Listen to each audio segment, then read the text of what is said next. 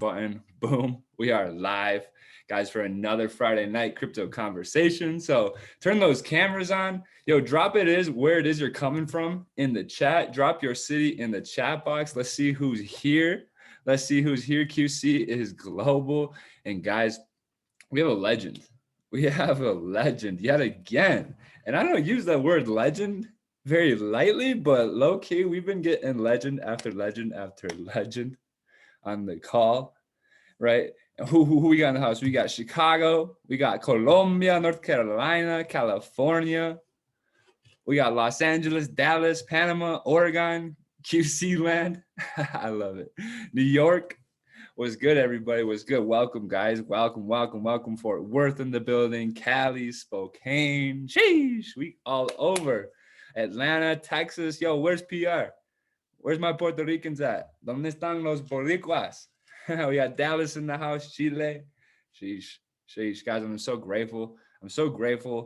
And, the person I'm going to be bringing up to have this conversation with today, guys, like I said, we've been blessed. Back to back weeks with the TradeHouse co-founders, right?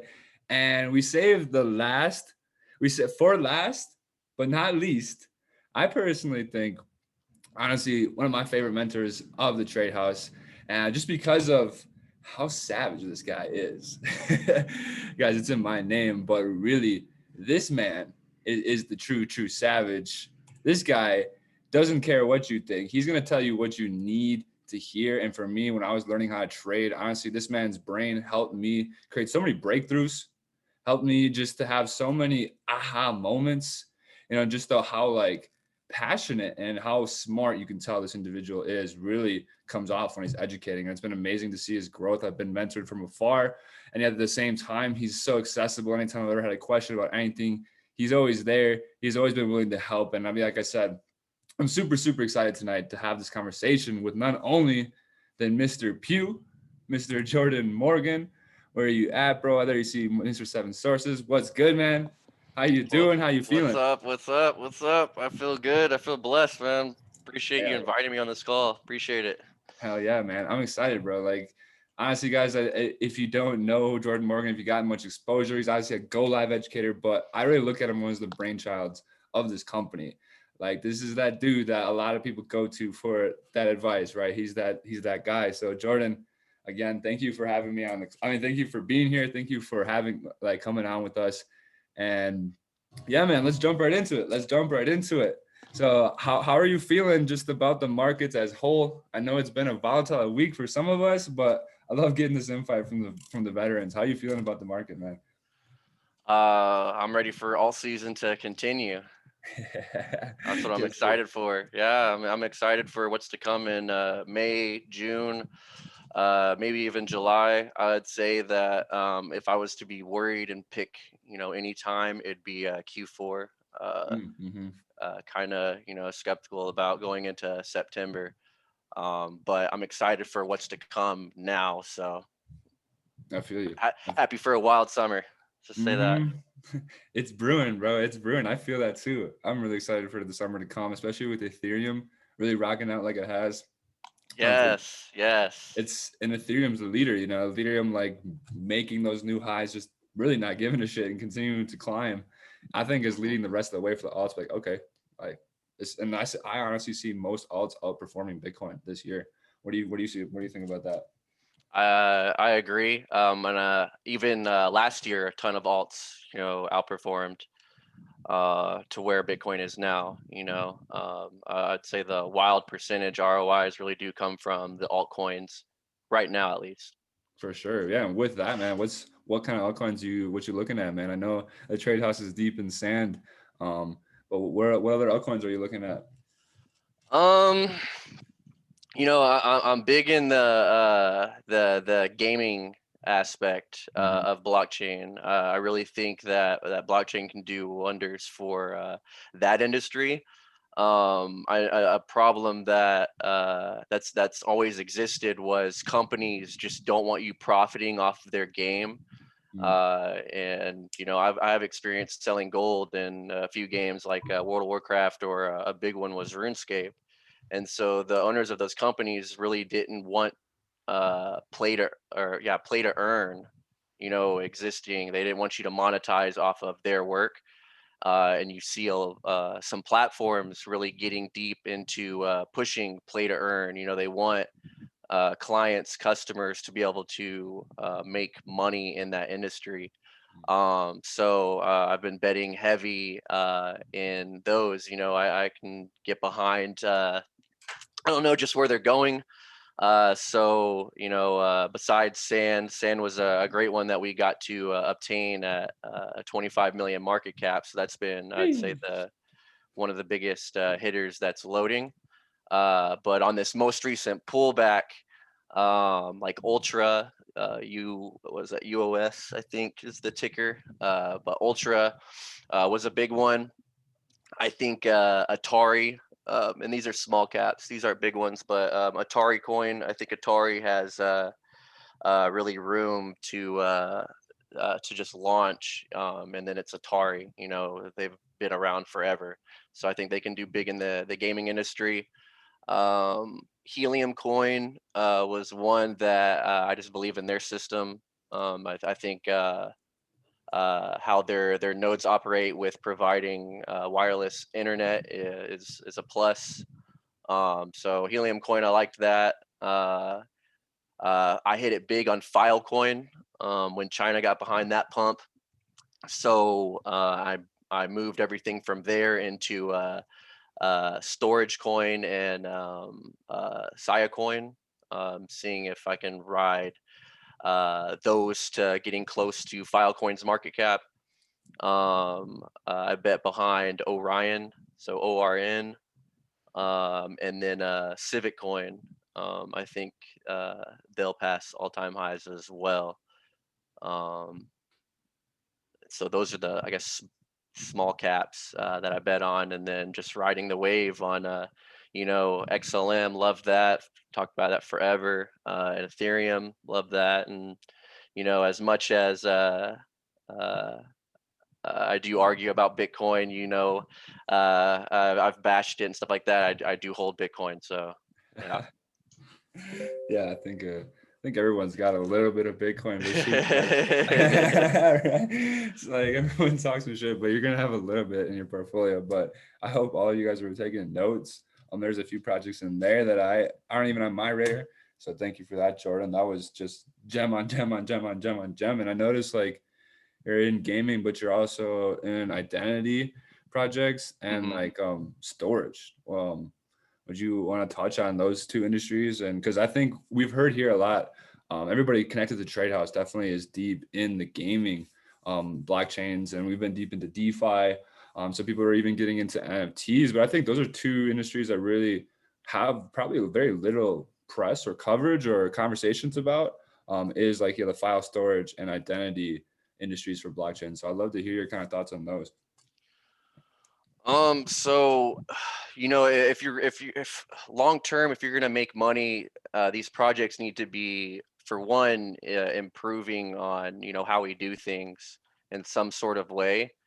But then also, I'd say, one of the problems in this industry is how competitive it can be over certain sectors.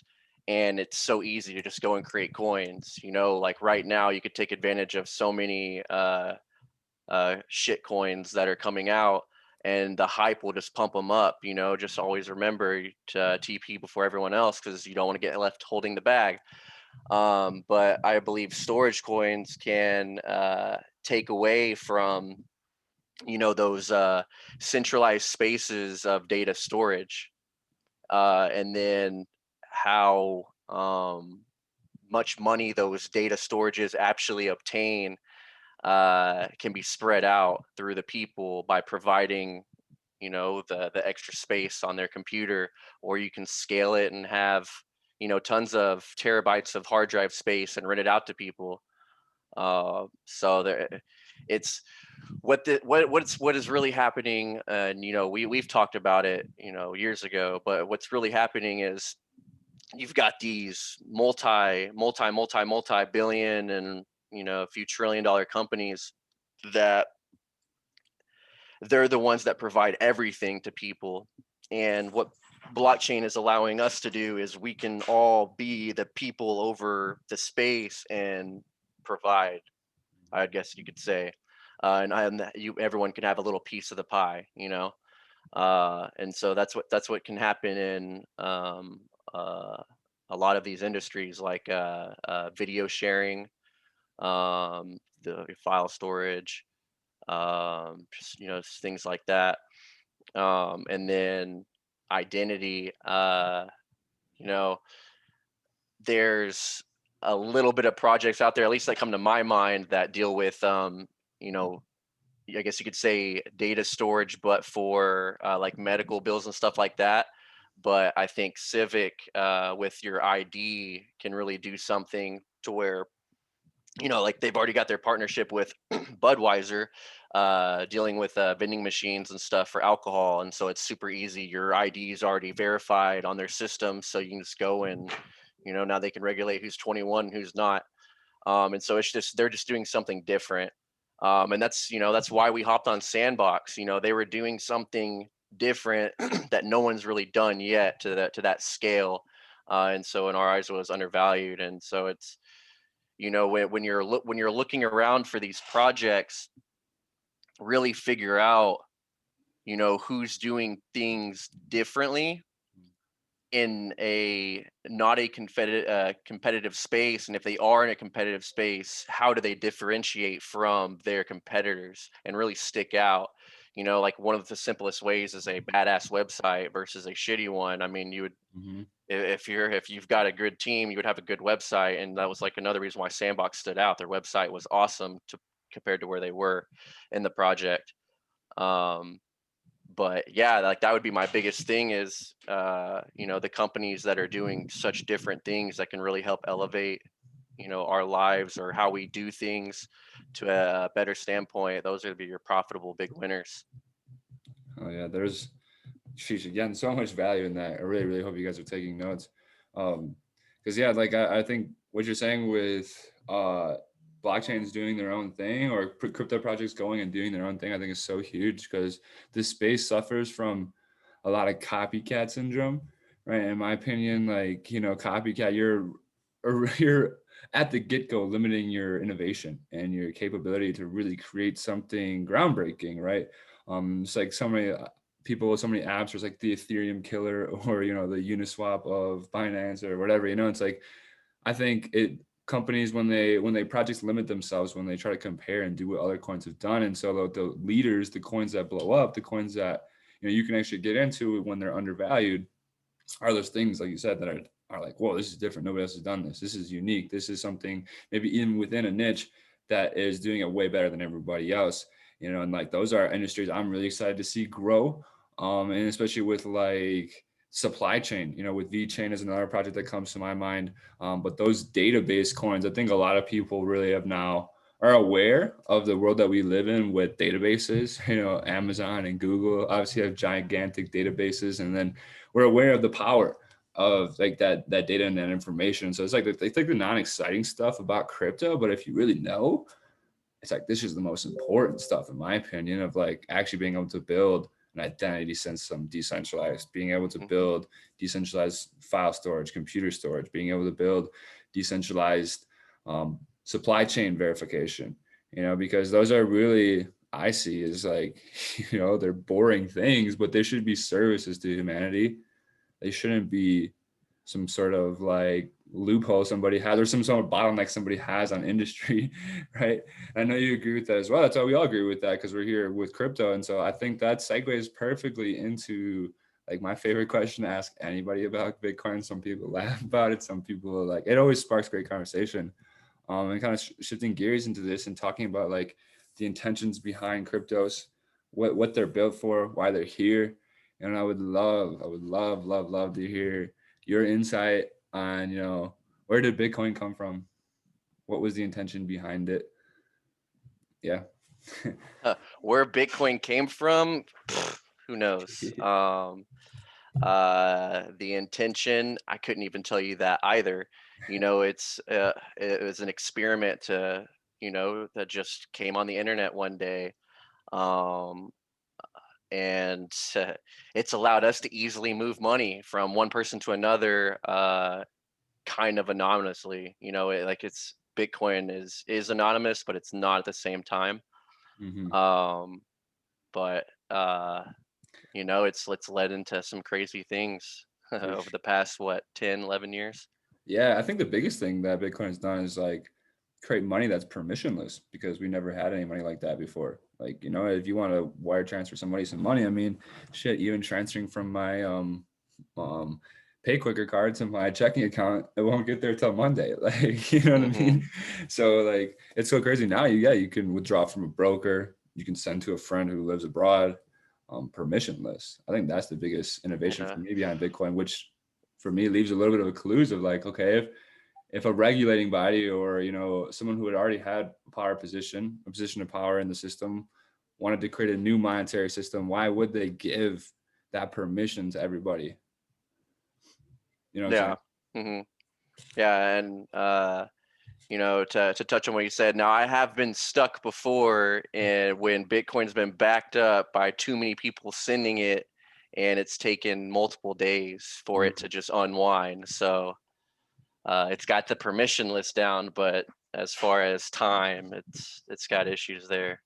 For sure. Yeah. And we're definitely, I mean, I would say we're in like the dial up of blockchain, Hmm. just with the technology where we're at. We don't have the infrastructure. And that's I think what's exciting right now is like we're all these things we're talking about is like we're creating the new infrastructure for this new digital system, paying to play for your video games, like owning your data, owning your own assets, all these crazy things. It's like we're all pioneers here, guys. I hope you all know that. Like we're all pioneers of the industry because we're the ones sharing the information, creating the systems, creating the groups, creating the communities, while the infrastructure is still being built. Because I look at it, it's like when cars first came out, roads before cars were roads built for horses, and cars don't go very good on roads built for horses. Right, there's shit all over the road, and it's like it's rutted, like, and so it took time for them to build new roads for this new technology. I think we're in the same place with blockchain. It's going to take us time to build new technology to access this technology, really use it to its full capability. Like, because we're like, Bitcoin's the car and we're driving it on the old financial system, which is the horse road. It's Hmm. like, yeah, and it's crazy. It's so crazy how adoption is happening though at massive scale. And like, where do you feel like we're at with the adoption cycle and just kind of people's awareness of it? Do you feel like it's getting mainstream? Do you feel like people know about it, or it's still like, because sometimes I think we get that effect, like we're in the niche and everybody we know talks about Bitcoin all the time, so we feel like everybody's talking about it. But where do you think we're at with that? Like, do you think it's adopted, people are aware of it, or we still have a long ways to go and most people are sleeping on it? Where are you at with that? I still think a lot of people are sleeping on it. I think people are aware. A lot of people are aware. I really think it's hard now to ignore where the crypto space is, but a lot of people still don't trust it. A lot of people it still isn't user friendly. It's you still gotta to learn a lot of like how to use it, and if you screw up, chances are your coin is gone. So it's Yeah, not user high risk. friendly, and a lot of people don't trust it. And I still don't even believe that a lot of institutions have got behind it yet, Mm, because it's not regulated. And so there could be a few, but there's tons and tons and tons of institutions out there. There's tons of big money, and they still have yet to take the leap of faith, because it still is an unregulated space. So true, true. And that's like that brings up that catch-22 with crypto, because it's like, and I'd love to hear what you think on this, like with the Bitcoin ETF, right? And I think that would be what I've always heard is like everyone's talking like that's going to bring the adoption, but at the same time, that's like I said that metaphor I did before. It's like putting the car on the horse road. Like you can't. Why would you take crypto with market open 24/7 and then confine it to traditional finance? But do you think that's what most of the traditional capital is waiting for, is like an ETF? Or what do you think? What do you think they're waiting for? What's the move in your eyes? um So there's always this, and it's always in the back of my head. I'm always thinking that there's always an agenda, and everything is controlled. And so when they start heavily pushing something on all over the news, or CNBC heavy every day, there's always an agenda behind it. And so I really don't think it's ETFs. I think they're still waiting on regulation. And rules can be changed at any moment, any point. Uh, but I mean, it could literally just all of a sudden start getting announced and happen. But the one thing, and I truly believe this, is they will like heavy, awesome, positive news, kind of sort of like that creates buying liquidity, people buying up price. And when massive buying up price happens, what do people do on the other side? They start selling into it, And so there's still big whales that control a lot of this space. And so that's what's going to take over the course of years, is these market cycles to just come and go, come and go, come and go. And that's what's going to slowly spread out the crypto wealth, I guess you could say, for the ones that are going to stay to people's hands, because that's what you want. You want more people to have, I guess, less. You don't want a few people to have more. You want more people to have less, so it's spread out into a ton of people's hands, and that's what creates that mass adoption. And I do believe that we're slowly getting there, because I do believe that the internet space is going to be fixed as a whole, to allow everyone around the world to participate in internet. Whoever figures it out and does it will do it. That's going to create wild, or that mainstream adoption everywhere worldwide, because everyone at this point can have a smartphone. iPhone 3s are like $20, $50. So it's like everyone around the world can afford that. It's just the internet providing. And so I believe when that is figured out, you will have mainstream adoption. How long will that take? Who knows? But these market cycles will come and go over, say the next 9 years, 10 years, whatever. And nothing goes up forever. Things will sell off and crash again, but this will spread out to more people's hands, because there's always people that are caught holding the bag, and it's constant spreading of, whatever project we want to talk about. And so I believe that'll cause that mainstream adoption that you want. Now, what the main currency will be, who knows? I believe that the government will combat something like Bitcoin. Especially the ones that still want the dollar to be the reserve currency, because it's a threat. And unless they have control, then that's the only reason why they'll allow it to happen. Mm-hmm. I agree with you there. I agree with you. I think, yeah, the government's like, and there's so many storylines happening all at one time, with the ETFs, the potential of the ETFs. America's really behind in that. Other countries already have Bitcoin ETFs. Canada does. I think Canada's already getting an Ethereum ETF. And it's like America's kind of lacking in that, but it makes you wonder, like, I agree with you completely. The ones who are in control aren't going to just relinquish control to a new system. But it's like, we've been talking about the death of the dollar. I mean, you're the one that put me onto that how many years ago? Like literally the best trade of all time, the best trade of all time. The first time I heard you call that was like, I remember I was in Fort Lauderdale. Was that September of 2018? Yeah, I was like, sheesh, I remember that. You guys talking about gold, silver, and ever since those trades have been going beautifully long term, and they will. And with that dollar death imminent, is that them kind of like, pushing the blow, the TNT on the dollar, because of the inevitable switching to something else. Because like I do agree. I'm like, the government's going to make some sort of digital currency. They've been talking about a digital dollar. China already has a digital yuan. But would they just use the same old dollar with the massive hyperinflation that we know is coming, or would they switch it? What are your thoughts on that about government sponsored cryptocurrency? I know you kind of touched on it. Man. So I guess rabbit hole wise, I mean, so okay, so them printing dollars, they're just exploding, the dollar purchasing value. Inflation is behind it. but really it's like the lack of supply of everything.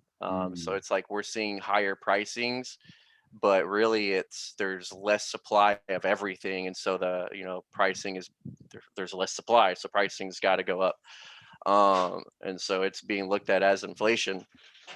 I do believe that they will bring out something like it, you can call it Fed coin. That's the little popular name that I've seen across YouTube and stuff. But conspiracy theory wise, uh, I've seen Ripple being tied into that. As sad to say, because I'm not a Ripple fan, but I've seen that, and then I've seen talks of this quantum financial system that's supposed to be faster than blockchain, but blockchain is apparently outdated, and they're supposed to back that system by gold and silver. So it's just conspiracy theory talk, but we'll just have to see. Just waiting on that. But I mean, like something like that sounds more realistic. It's a stable coin like currency to be I guess the reserve currency, or I wouldn't even say that at that point. Who knows what will be it by then. But a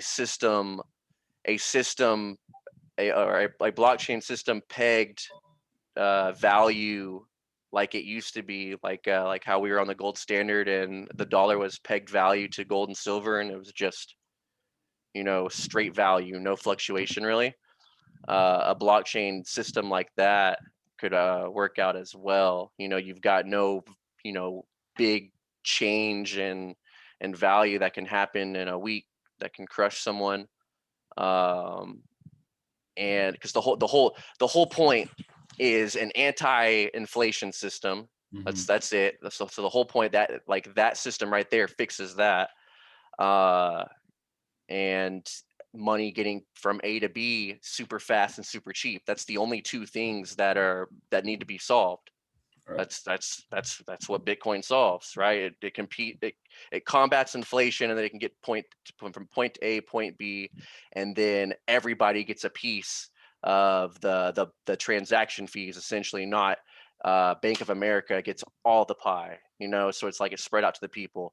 So a trusted system, and fucking everyone would trust the government, right? So it's like it could literally be split to where it's like, screw the government, I'm only using Bitcoin, blah blah blah, and no, we don't trust Bitcoin, we're sticking with whatever coin.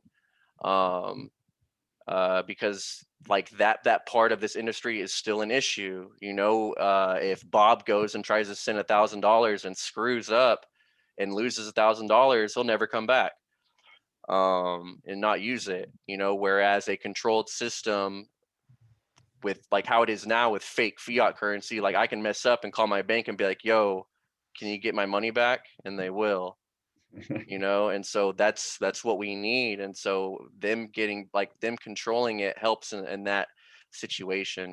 So there's so many different I guess scenarios that can be came up with, but like that's still the problem. We still need an anti-inflation trusted system that can get from point A to point B super fast, super cheap. It's what we need. And I mean, I can't think of one thing that solves that at the moment. Okay. There's things that like solve it, but not really solve it. Like it's like, man, I tried to send somebody $25 in Bitcoin, and it cost me 50. Even though Bitcoin's not what we're supposed to be using, but that's like the most trusted one. That's the one that I can go to several different websites and it takes, and the fees are ridiculous. Man, So I think you get really unlucky with those fees, man. right, God, it's salty. Yeah, because personally, my experience has been pretty decent with Bitcoin fees. Ethereum fees, no, that's a whole nother conversation.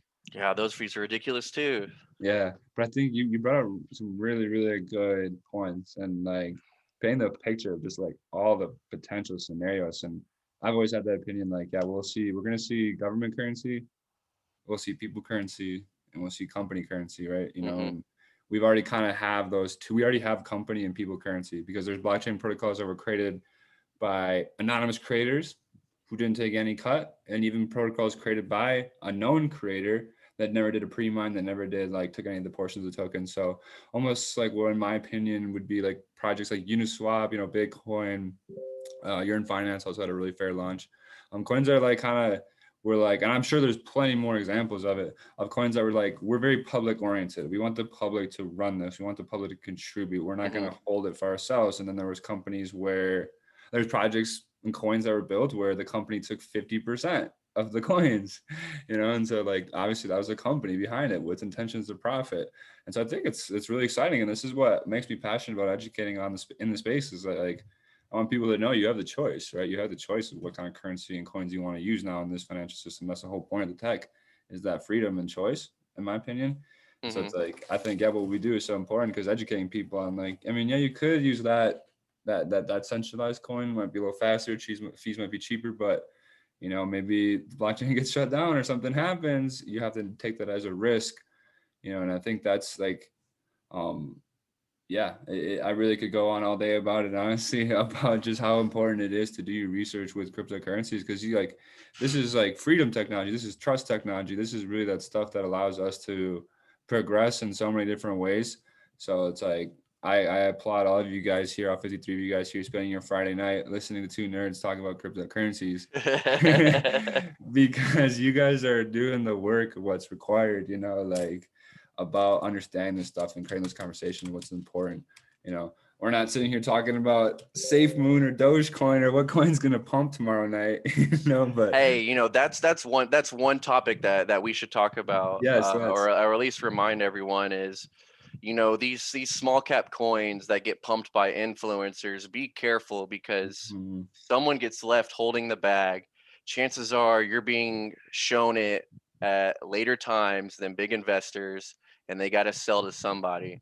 And so I see it time and time again, all over my pages, and just be careful, do your research. This is a super fast advancing space, and it can leave without you. And so you got to be paying attention at all times and be careful. Be careful of those influencers because, they can get you into some shit coins.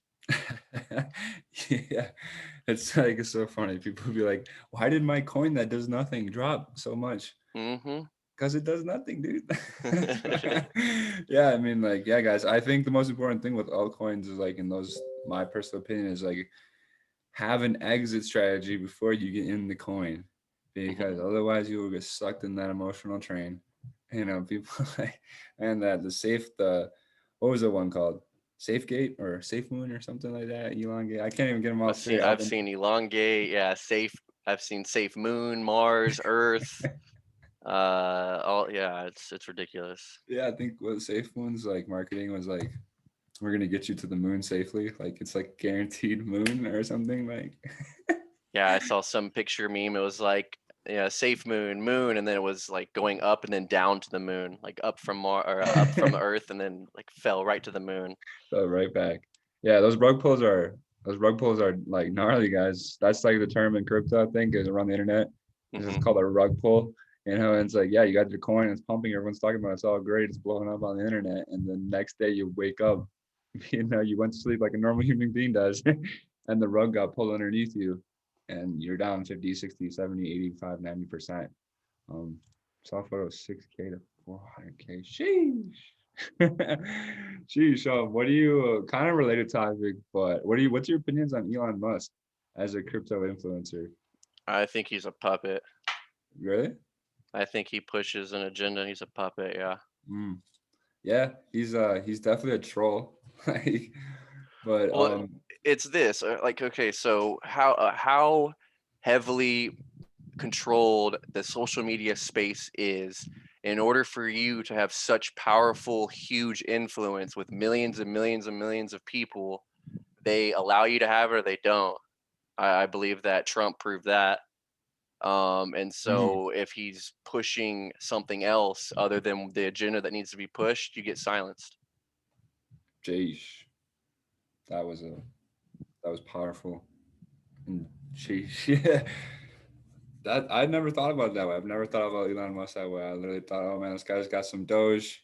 He's just pumping his bags and just laughing at everybody else. But it being it connected with something of a much bigger purpose, and that's what like I've found in my research of some of those coins, especially Doge, is like the majority of holders. Like there's a very small percent that own like 90 some percent of Doge. Like very, Mm-hmm. very twisted in like its distribution. And so, yeah, I think there's some money, people with some real money in here. Like, yeah, potentially. I see that now. I see what you're saying. That's crazy. That's Yeah, with crazy, the miners, whenever they want a TP and Doge, it's game over.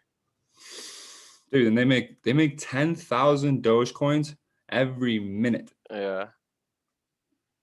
So, guys, so for everyone who thinks Doge is going to $1, and it might, but I want you to think of this: that once it hits $1, in order for it to stay at $1, that would mean roughly someone had to be putting in about $10,000 every minute to hold that buying order, right? Jordan, is that Yeah. theoretically like, yeah, that come on, guys, like 10,000 coins made every minute, and there's no stop, there's no cap to that. That's gonna keep happening. So, I mean, yeah, if you're in the bag and you're making money, cheers, cheers, cheers. Just please secure the bag. Please. There's what, like 90, this is another ridiculous stat. 90 some over 90% of people in 2017 that were crypto millionaires on paper didn't ever realize it. And I think we're headed there. I also agree with you. Quarter 4 is kind of alarming. I like really glad we actually had a market shakeout the last couple of weeks. So healthy, so necessary in my book for a correction, for a little bit of like chill, because there was all the safe moon, elongate Dogecoin, just buy any shit coin, get rich tomorrow, like atmosphere happening here. So it's like it's been nice for that to kind of cool down. Yeah, where do you feel like we're at though in the emotional market cycle? And like the whole big thing, the grand scheme, like the on the broader or on the bigger time frame. I think if we get the huge move that we're wanting for May, June, July, August, that'll be your uh, That's euphoria phase. Like, oh my God, I can't believe this is real. yeah, I can see that too. I can see that too, and that'd be a little quicker than most people expected. But the pace of this trend of this bull market already has been just outpacing the other previous bull markets in its speed. And that's the thing with Bitcoin, like technical analysis. It's like what levels do you look at? What history do you look at? Because there are none. We're who knows? It's so emotional. And I think that's why studying the emotional part's so important. Understanding that, I agree. So what you put us then like at thrill, getting to that thrill stage. Yeah, I would say it's been really thrilling now. I'd say if we, like I said, we get that stupid dumb move coming in May, June, July. Yeah, I would be um, ecstatic. Like I Mm-hmm. would be like, I can't believe this is real. So I'd Mm-hmm. put that at the euphoria phase. But um, as far as crypto, I would say that those smart money concepts work wonders here. Mm-hmm. It's beautiful, because there's what do we always say? There's always got to be tactics to get your orders filled. And since the crypto market really isn't that liquid, those tactics have to be used to really get their orders filled here. And so, everyone that's, been training your eye, you can really see it and you can really make some easy money here.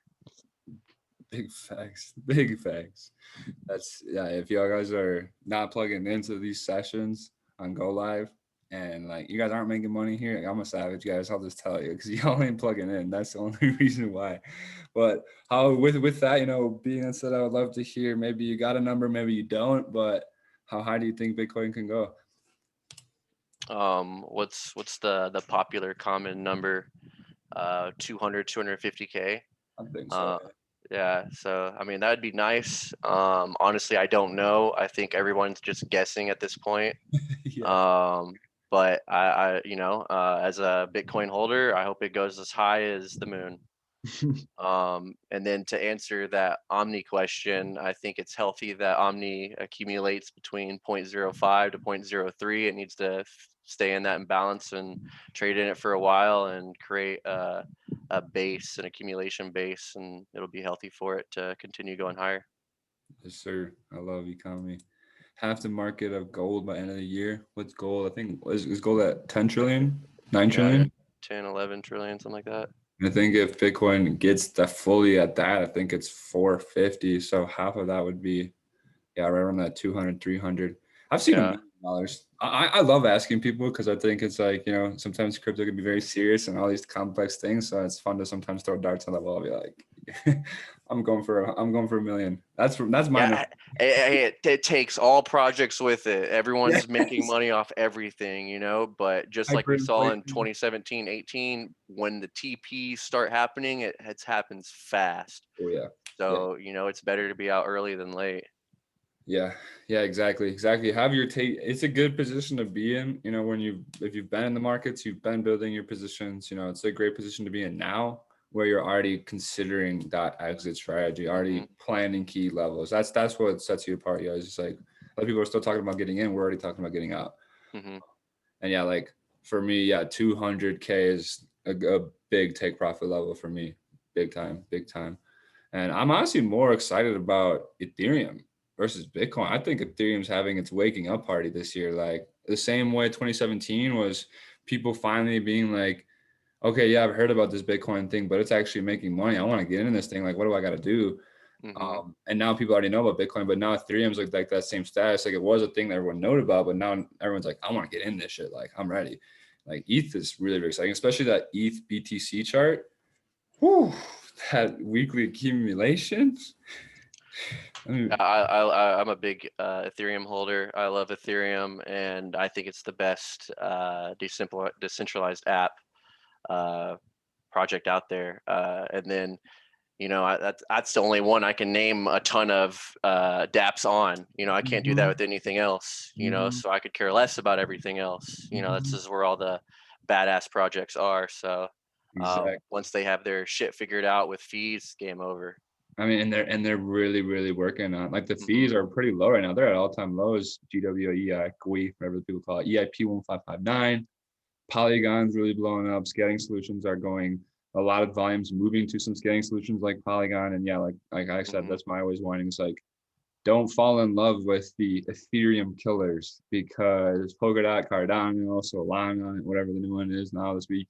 There used to be Neo, IOTA. There's been so Yeah, many there's Ethereum so killers. many. Or like the Uniswap of this platform, or like, copying dApps from Ethereum to your platform. The one that I do have my eyes on those Cardano and Polkadot. But those two both still aren't really in their development stages and haven't really launched much of anything yet. Hmm. Yeah, I think Ethereum get the 5 to 10K. That'd be nice. Oh yeah, I got 10K on ETH like in the bag, like Yeah. because I think ETH will minimum hit zero point 0.1 of Bitcoin value, and if Bitcoin's at 100,000, 200,000, that puts Ethereum at 20K. Hmm. Yeah, I love that ETH BTC chart. That chart is just the biggest, sexiest swing out there. But I would love to kind of shift this conversation to like some wisdom, some lessons that you've learned, man. What's been the biggest crypto lesson that you've ever learned? The space is heavily manipulated and controlled and lied to on articles and news and all of that, and to TP fast. Learned that big lesson in 2018. Was one of those lucky, fortunate people to get behind everything and flip to a huge bag, but then was also part of that statistic to not TP the majority of your shit. So I had to learn that the hard way. Back then, we were noobs anyway, so I think we learned a bunch of lessons then. And so now we really understand what price is saying to us. So I believe we'll be able to uh, at least attempt to get out the top, because like when you and I were arguing on Instagram on face or about Bitcoin, I think it was like 33 to 36K or whatever. Yeah. Yeah, it was what was it, 29K when you bought in, and then it engulfed it around 33K. I was able to realize that I lost that, and then I buy in, a little bit later. So it's like, you're able to identify when to get in, when to get out, and if you're wrong, get back in on the top of these markets. And I believe that we'll be able to see it and get out. Yeah, exactly. I'm confident as well. I also got slapped in 2018, bro. I put my life savings into crypto coin, altcoins in January of 2018. Ooh. Wasn't a lot back in the day, but yeah, so I've been there. I didn't make any gains. I just was just straight red for me. Straight red for me 2018. But yeah, guys, it's those emotional things. Watch your indicators. Um, we don't really use indicators, but if you do use indicators, yes, watch your indicators. Create your strategy. Just create a plan. That's the most important thing. Like your indicators, whatever your plan is, create a plan, stick to it, learn it the easy way, not the hard way. Don't lose all your gains, because that's the craziest thing. You can make gains for a year straight, and then they can get wiped out really quickly, really, really quickly. Like as you just Mhm. heard, that was really powerful, Jordan. And yeah, what would be your biggest advice for new people, other than yeah, it's taking profits. Just biggest tip for new people to crypto. Um, it's gonna test your emotion. 10, 15, 20% moves are normal. So I'd say use your imbalances wisely. Imbalances a lot of the times get filled in crypto. So when a fast move leaves without you and it creates an imbalance, don't FOMO in. Just wait; it'll come back. Mhm. Yes, sir. Gems, gems. I'm also waiting for Polygon Marcellus. That one's a good one. But Jordan, thank you so much for hopping on, for giving us an hour of your time. I know you're a super busy guy. You're a family man. You got a young daughter. Which also happy belated birthday to her. And yeah, Appreciate you. again, Appreciate you. thank you so much for your time. I'm sure some people got hella value. In fact, yo guys, if you got some value from Jordan tonight, from not me, but Jordan Morgan, 7 sources. Look at that. They're already doing it. They already know. They're trained. 777's blowing it up. Jordan, thank you so much again, man, for your time, for everything, for your knowledge, for your insight, and everything that you've done for the community, man. You're really a pioneer of the industry, man. I look up to you a lot. So thank you again for your time. Hey, appreciate you having me on. This is fun. Absolutely. Guys, this recording will be on Spotify, right? Stay tuned for next week. I have another savage guest as always coming on Fridays at 9 o'clock every single week, guys. Crypto Conversations. Find me on YouTube at Jordan LaSavage. And again, guys, appreciate your time. Have a good rest of your Friday night. And you guys already know, buy Bitcoin and Ethereum and short the motherfucking banks. Let's go. Peace out, guys.